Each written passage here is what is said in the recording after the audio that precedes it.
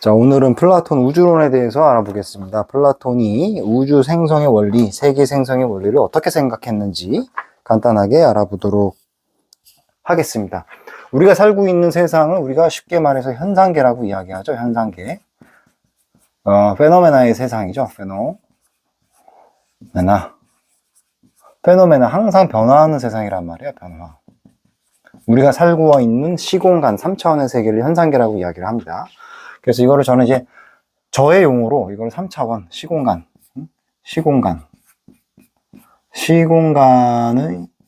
세계, 시공간의 세계다 이렇게 저는 이야기를 하는데요.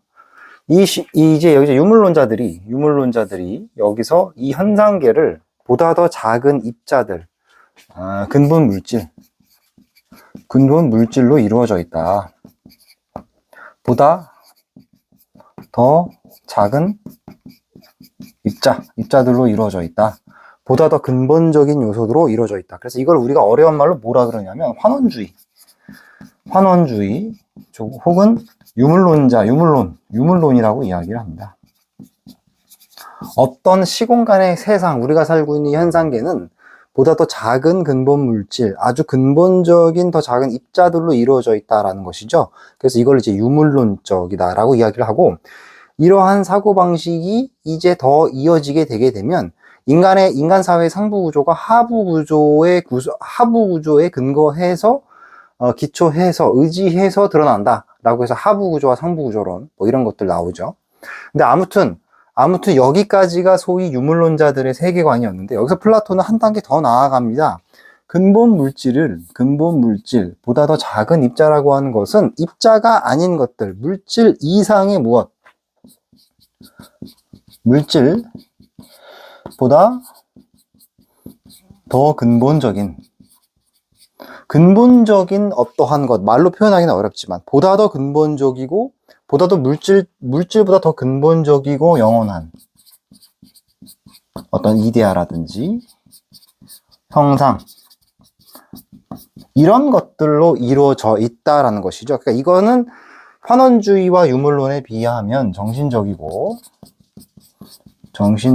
비물질적인 것이죠. 비물질. 그래서 유물론자보다 한 단계 더 깊은 차원에서 물질을 초월한, 물질보다 더 근본적인 어떠한 정신적인 요소가 이 물질을 만들어내고, 그 물질이 드러난 것이 우리가 살고 있는 시공간의 현상계다 라고 이야기하는 겁니다. 이거 이제 플라톤인데, 플라톤은 결국 이 근본적인 물질이라고 하는 것은, 이건 결국 무엇이냐? 이것은 무엇에 의해서 형성되는 것이냐? 결국 세상의 가장 근본은 물질이 아니라 정신이고, 그 정신의 끝판왕, 정신의 토탈 정신으로서의 단일자를 세계 영혼이라고 이야기한 겁니다. 세계 영혼. 나중에 이제 스피노자의 어떤 세계 영혼, 범신론하고도 연결되는 측면이기도 하죠. 자, 그래서 이렇게 간단하게 쉽게 얘기해서 네 가지 단계로 이야기해 볼 수가 있겠습니다. 그래서 우리가 요 두 단계는 물질적이지만 요 두 단계는 어때요? 요 두 단계는 다분히 정신적이죠. 그래서 유물론자들이 물질적 단계에 머물렀다면, 플라톤이라든지 그 이후에 플라톤의 각주달기를 한 여러 사상가들, 특히 관념론자들이라든지 뭐 구성주의자들이라든지 이런 사람들은 정신적 차원을 더 있다, 물질을 초월하는 정신적 차원이 분명히 더 내재되어 있다 라고 이야기하는 것이죠. 물질적 차원이 동양에서 말하는 어떤 기적 측면이라고 한다면, 정신적 측면을 동양에서 말하는 어떤 이적 측면이 되겠죠. 이적 측면. 그래서 물질적 측면은 우리가 언어가 그대로 받아들여지는 반면에, 정신적 측면은 언어가 바로 우리한테 와닿지 않습니다. 왜냐하면 말로 표현하기 어려운 것을 말로 억지로 표현해냈기 때문이죠. 눈에 보이지 않는데 이거를 표현해내려고 언어를 붙이다 보니까 당연히 좀 얼른 와닿지는 않죠. 그래서 아무튼 플라톤은 세계 영혼이라는 것이 궁극적으로 존재하고, 이 세계 영혼이 어떤 형상과 이데아를 만들어내고, 형상과 이데아가 결국에는 근본 물질을 만들어내고, 그 근본 물질에 의해서 시공간의 세계, 우리가 살고 있는 시공간의 세계가 드러나더라 라는 거예요. 자, 그러면 여기서 재밌는 게 있어요. 여기서 재밌는 게 뭐냐면 정신적인 것이 물질적으로 이어진다 라고 하면 여기에는 뭔가 근본적인 차이가 있잖아요. 근본적인 차이. 이 사이에는 근본적인 차이가 있는데 여기에 어떤 매개체가 존재한다고 봤어요. 매개체가 존재한다라고 본 거예요. 그래서 플라톤은 이거를 배경이라고 이야기하기도 하고, 배경, 또 스페이스. 이거를 오늘날로 말하면 매트릭스입니다. 매트릭스예요. 무슨 소리냐? 정신적인 것이 물질적으로 드러나는 그 배경, 백그라운드 공간이 분명히 존재한다는 거예요. 그걸 뭐라 그러는다? 매트릭스라고 이야기하는 것이죠. 쉽게 말하면 이런 거예요. 제가 지금 칠판이 있죠. 칠판에 글을 쓰잖아요. 근데 이 글은 쓰여지고 지워지고 쓰여지고 지워지고 하죠. 그렇죠? 그런 것처럼 플라톤은 정신적인 무언가가 물질적으로 드러날 때에는 반드시 배경장이 존재한다. 배경, 백그라운드, 공간, 매트릭스가 존재한다는 거예요. 그래서 그 매트릭스 안에서 생겨나고 사라진다. 매개체, 배경, 스페이스, 매트릭스라고 표현을 했는데 이 안에서 생성되고 소멸되더라. 그리고 다시 생성되고 소멸되더라 라고 하는 것이죠. 영원히 생성되고 소멸되고 요 과정이 반복되더라. 그러니까 이렇게 생성과 소멸이라고 하는 것은 우리가 뭐라고 이야기해? 변화죠. 변화인데 변화의 단위가 뭐예요? 변화의 단위가 곧 시간이죠. 시간. 자, 그러면 여기서 우리가 알 수 있는 건 뭐냐면 이런 거예요. 플라톤은 정신적인 어떠한 것이 물질적으로 드러나는데 반드시 배경 매트릭스가 존재한다고 생각을 했고, 매트릭스 안에서 생성과 소멸이 반복되는데 그것이 곧 변화이고 그 변화의 단위가 시간이란 말이에요. 그럼 여기서 우리가 알 수 있는 건 뭐예요? 시공간. 아까 제가 현상계 페노메나를 시공간의 세계라고 이야기를 했는데 시공간의 3차원의 세계가 다 이제 설명이 되는 것이죠. 매트릭스라고 하는 공간에서 우리는 끊임없이 생성과 소멸을 반복하는 존재들이에요.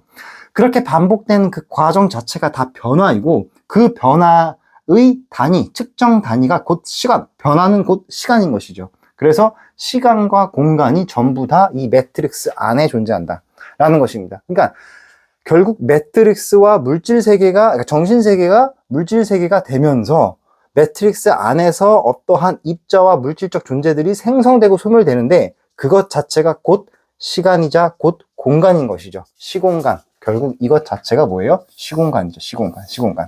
자, 그래서 이렇게 이야기해 볼 수가 있겠고, 제가 좀 재밌게 이건 이제 다른 이야기인데 영화 매트릭스 보게 되면은 영화 매트릭스가 사실은 플라톤의 사상에서 굉장히 영향을 많이 받은 그런 영화죠. 어떠한 정신적인 것이 물질적으로 환원되는 매트릭스 구조가 분명히 존재하고 그 구조 안에서 우리는 생성되고 소멸을 반복한다는 거예요. 그죠? 그러니까 시간조차도 공간조차도 어떻게 보면은 이 매트릭스라고 하는 배경 맥락 속에서 존재한다. 배경 맥락에 뭐예요? 대립되는 존재로서 그것을 배경으로 해서 겉으로 드러나는, 이거 이제 어려운 말로 이항적 대립 구조라고 이야기를 하는데요. 현상 세계라고 하는 것은 매트릭스에 기반해서 존재하는 거예요. 그쵸? 그래서 최근에 2025년도에 아주 재밌는 연구 결과가 하나 나왔어요. 양자역학에서. 아마 양자역학 관심이 있으신 분들은 아마 이 기사를 들어보셨을 텐데, 힉스 보손장이라고 하는 것이 있습니다. 힉스 보손장.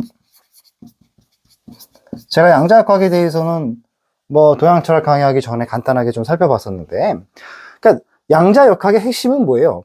물질들이 기본적인 쪼갤 수 없는 입자로 나눌 수 있다라고 하는 아이디어에서 양자역학은 시작이 됐는데, 문제는 쪼갤 수 없는 입자를 더 뜯어보니까 입자와 파동성이 무너지는, 입자와 파동의 경계가 무너지는 아주 작은 전자 같은 것들, 쿼크, 양성자, 중성자, 감마선, 베타선, 각종 이러한 물질들로 입자가 이루어져 있다라고 하는 것이 드러난 것이잖아요.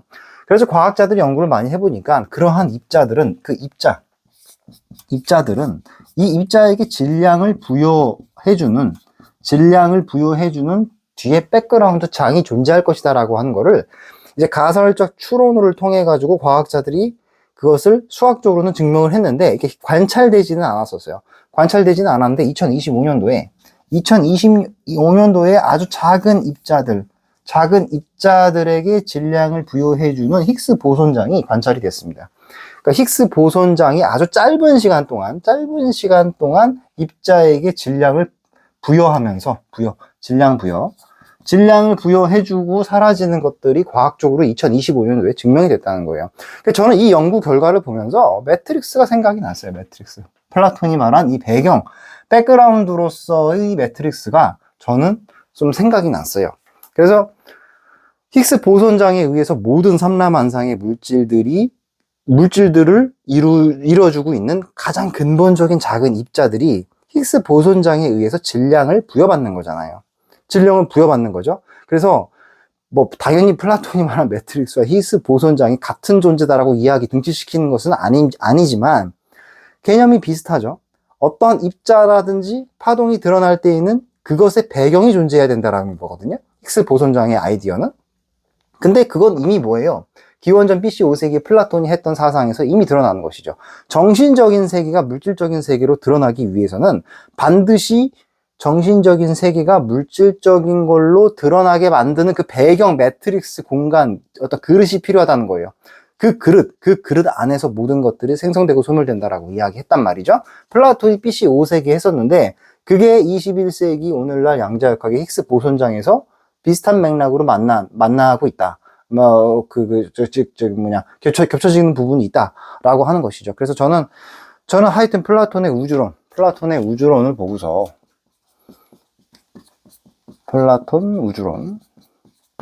플라톤의 우주론을 보면서 오늘날 21세기 히그스 보손장 양자역학과 관련되는 양자역학과 만나는 접점이 있다라고 하는 것을 보고서 굉장히 놀라움을 금치 못했다라는 것이고요. 자, 그리고 이제 후세 학자들이 플라톤의 우주론을 보고서 플라톤이 정신세계와 시공간의 물질적 세계가 하나의 맥으로 연결이 되잖아요. 그러니까 청년 플라톤은 변화하는 세상은 무시를 했고, 이건 이거는 그냥 단순히 그림자에 불과하고, 정신적인 본체적인 세계, 본체적인 세계, 이데아의 세계와 형상 세계가 본질이다.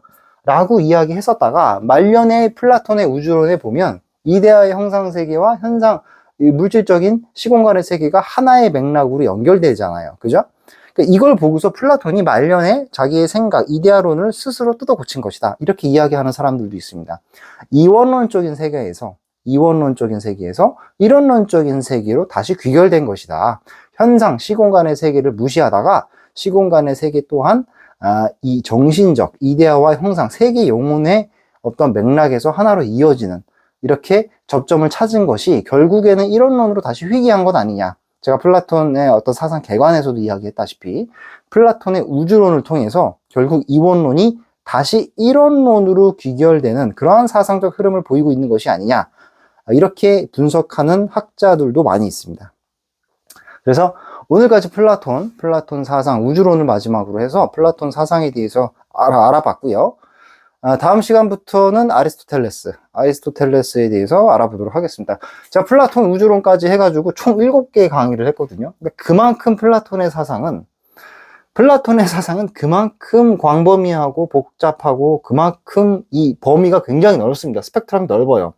그러니까 플라톤이 서양 철학에 미치는 영향이 정말 어마어마했다라고 하는 것을 우리가 또 알 수 있는 것이죠. 다음 시간부터는 이제 아리스토텔레스의 사상에 대해서 공부를 해보도록 하겠습니다.